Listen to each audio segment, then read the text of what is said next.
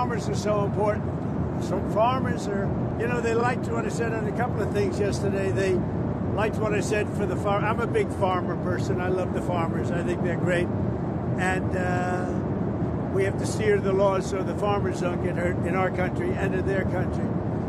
But Europe has a big immigration problem. They also liked when I said that they have one of the worst mayors anywhere in the world in London. He's a horrible mayor, nasty guy, stupid guy in my opinion, but he's a nasty man, and I want nothing to do with him. But I didn't think it was a big statement, and so many people said thank you for saying that. He's a bad guy. Khan is his name, I guess. He's done a lousy job, I can tell you that. Terrible mayor. Mr. President. No, but people liked it so much when I said that. Mr. President. The other things our readers liked from yesterday was when you were talking so forcefully about illegal immigration in the United Kingdom. Yeah. One of the big political flashpoints is migrant hotels, where people are being put up while their claims are processed. People see it as a source in beautiful of luxury hotels. They also think there's low security and it's a problem for their communities. Is that appropriate, or does Britain need an alligator Alcatraz?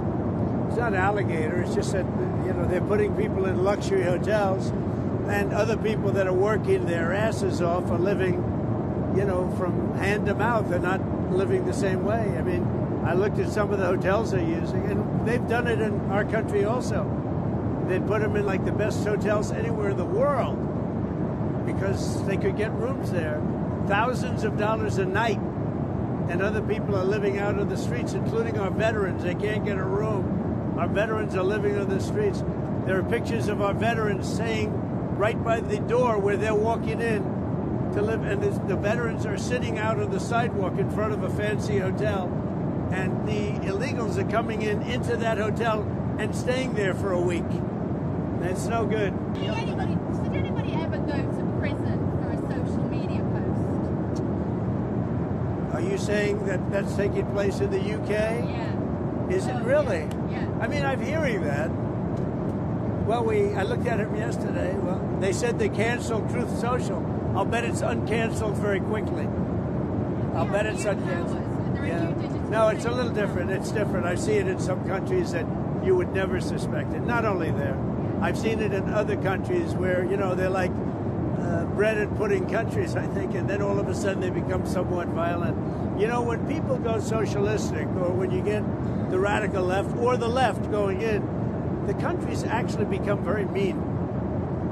They become two things, mean and incompetently run. The course was surrounded by windmills. Did you talk to Starmer about I did, the yeah. I windmills, think windmills are a disgrace. I think they hurt everything they touch. They're ugly. They're very inefficient. It's the most expensive form of energy there is. People hate it when they become visible from their house. When you see them from a house, the value goes down by 50% and more. They make noise. When they're out in the ocean, they're bad for the sea life, very bad for the whales, obviously, because they wash up on shore like 9 times more than they did without them. No, they are really bad, and they cost a lot of money.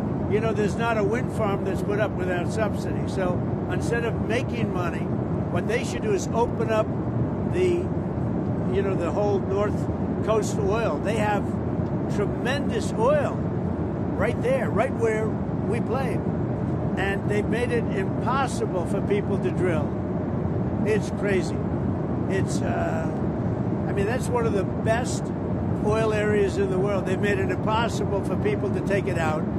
Instead, they put up these ugly windmills all over the country and all over the world. I don't know what it is. Nobody likes them. They have the greatest lobby, but it's starting. I think I'm starting to get to it now. They're bad energy. They look bad. They kill the birds. They're really terrible things. And it's the most expensive energy of any energy there is. And in fact, not every, I guess, I don't know, maybe some, but almost every windmill put up needs subsidy from the government. So instead of making money, they lose money. And that's why UK energy costs are very high. Because when we were flying over to the plane, they're all over the place. It's terrible. It's a terrible thing. I'll say it till I can't speak anymore. And I think we are having an impact, and they're starting to take a lot of windmills down.